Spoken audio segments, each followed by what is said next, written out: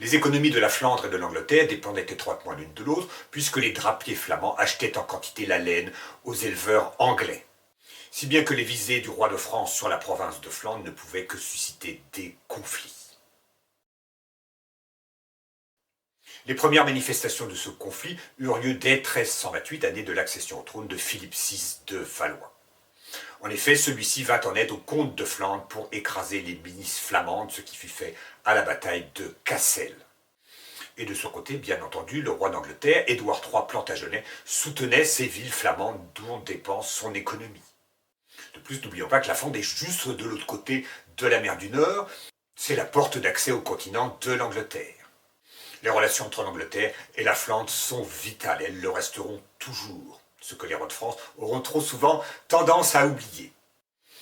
Et puis plus tard, en 1336, afin d'affaiblir son grand vassal Édouard III Plantagenet, qui est toujours en possession de la Guyenne, Philippe VI soutint l'Écosse qui était en guerre contre le roi d'Angleterre. Et plus tard, il profita d'un conflit d'ordre féodal avec Robert d'Artois pour confisquer la Guyenne. L'Artois est bien sûr voisin de la Flandre, cela fait partie des provinces que le roi de France convoite. Et Robert d'Artois est à la fois apparenté au roi d'Angleterre, mais il est aussi le beau-frère du roi de France. Et par-dessus le marché, il est l'oncle de Charles d'Évreux, roi de Navarre, qui est né en 1332. Il est le fils de Jeanne et donc le petit-fils de Louis X le Hutin. Donc c'est lui l'aîné des descendants de Philippe IV le Bel. Simplement, au moment de la succession, en 1328, il n'était pas né, c'est pour ça qu'il n'avait rien réclamé, même pas un biberon.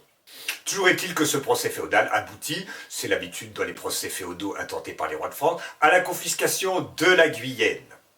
Édouard III n'en était naturellement pas très content, si bien qu'il écrivit une lettre qu'il adressa au roi de France en l'appelant Philippe de Valois, se disant roi de France. Il laisse donc clairement entendre que lui aussi a des droits sur la couronne de France, ce qui est certain. Mais on voit tout de même que cette revendication dynastique n'apparaît qu'à l'occasion d'un conflit territorial. Cet aspect dynastique va donner à la guerre de Cent Ans son caractère qui est celui d'une guerre civile. La Flandre était toujours en révolte et le chef de la révolte de la ville de Gand, qui s'appelait Jacques van Artevelde, en 1338 se rendit maître de toute la Flandre. Et il offrit à Édouard III Plantagenet de soutenir ses prétentions sur la couronne de France, qui ne sont pas encore très explicites mais vont le devenir.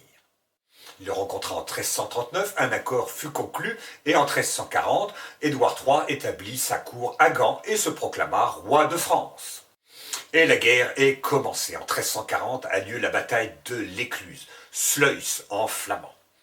Et le roi de France, au cours de cette bataille, perdit toute sa flotte. Cela a une grande importance, car l'Angleterre est une île, comme vous l'avez peut-être observé, et que par conséquent, le roi d'Angleterre est désormais à l'abri sur son île de toutes les tentatives du roi de France, alors que lui-même peut débarquer en France à sa guise. Malheureusement, aucun des deux rois n'avait plus d'argent pour payer son armée. Et donc le cœur gros, ils remirent la guerre à plus tard et une trêve s'établit jusqu'en 1345. Il faut en profiter pour signaler que c'est une guerre dans laquelle on emploie désormais des mercenaires, ce n'est plus l'ost féodal. Donc la guerre coûte encore plus cher qu'avant. Mais heureusement, les caisses finissent par être renflouées et en 1346, Édouard III Plantagenet débarque dans le Cotentin. Et il remonte vers le nord jusqu'à la Picardie où il va affronter Philippe VI de Valois à Crécy près d'Abbeville. Et c'est l'armée anglaise qui est arrivée la première sur les lieux. Elle s'est confortablement installée, a passé une bonne nuit et en a profité pour se retrancher sur ses positions. Tandis qu'au contraire, l'armée du roi de France arrive en ordre de marche, mais quand une armée est en ordre de marche, elle est relativement vulnérable, car il s'ensuit un certain désordre. D'autant plus que la bataille se déroule sous une forte pluie. Si bien que le roi Philippe VI, qui n'est pas en première ligne, se demande ce qu'il se passe. La pluie lui obscurcit la vue. Et se demandant pourquoi son armée n'avance pas, il s'écrie « Tuez-moi toute cette ribaudaille ». Cette ribaudaille, c'est tout simplement son infanterie. Et du coup, tout le monde se bouscule, poussez pas derrière, pas si vite devant. L'infanterie est bousculée et les chevaliers arrivent fièrement en première ligne pour mener leur charge. Et non seulement il pleut, mais il neige, car le chroniqueur Froissart dit que toute cette bataille se déroule sous une neige de flèches tirées par les archers gallois. Les Anglais comme les Français emploient des mercenaires, le roi d'Angleterre emploie des archers gallois, tandis que le roi de France emploie des arbalétriers génois. On dit aussi que sous la pluie, les cordes des arcs se tendent, tandis que celles des arbalètes qui sont en crin se détendent au contraire. Donc les arcs gagneraient en efficacité et les arbalètes en perdraient. Toujours est-il que les charges des chevaliers français se brisèrent. On a beaucoup donné d'interprétations sur cette bataille, et notamment le fait que c'était une victoire démocratique des archers anglais contre les chevaliers français qui sont d'horribles nobles. En réalité, les flèches des arcs sont incapables de percer les armures, mais il est vrai que tout le monde ne porte pas dans l'armée une armure complète et que les chevaux n'en sont pas non plus couverts entièrement. On dit aussi que c'est au cours de la bataille de Crécy qu'on employa pour la première fois l'artillerie en rase campagne. Ça servait déjà pour battre les murailles des châteaux et des villes.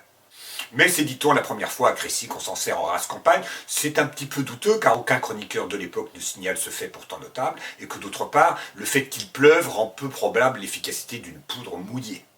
Néanmoins, il est vrai que c'est au cours de la guerre de 100 ans que l'usage de l'artillerie va se développer. On n'arrête pas le progrès.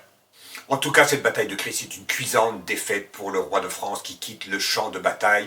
Il s'enfuit et finit par frapper à la porte d'un château et il s'écrie « Ouvrez, c'est l'infortuné roi de France ». Quelle scène pathétique. Et Édouard III, après cette victoire, décide de mettre le siège devant Calais. Ce siège dure plusieurs mois et à la fin, les bourgeois de Calais, pieds nus, en chemise et la corde au cou, viennent en délégation apporter les clés de la ville à Édouard III. Les villes sont ceintes de murailles, il y a une porte, il y a donc des clés. Et Édouard III, qui s'est bien ennuyé pendant ce siège, est avide de distraction. Il voudrait bien faire pendre ses bourgeois, mais la reine, qui a le cœur tendre, l'en dissuade et il renonce à ce petit plaisir pourtant bien innocent. Il a tout de même la satisfaction de disposer désormais avec Calais d'une excellente base navale juste en face de Douvres, un endroit où la mer du Nord et la Manche se rencontrent. C'est le point de passage le plus étroit entre l'Angleterre et le continent. Et Calais restera une possession anglaise jusqu'en 1558.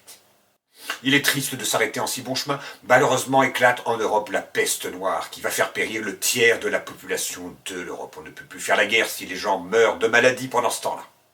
Donc la guerre s'arrête et Philippe VI de Valois n'en verra pas la fin puisqu'il meurt en 1350 et c'est son fils Jean II qui lui succède. Et peut-être certains commencent à se demander si on a bien fait de choisir Philippe VI de Valois contre Édouard III comme roi de France.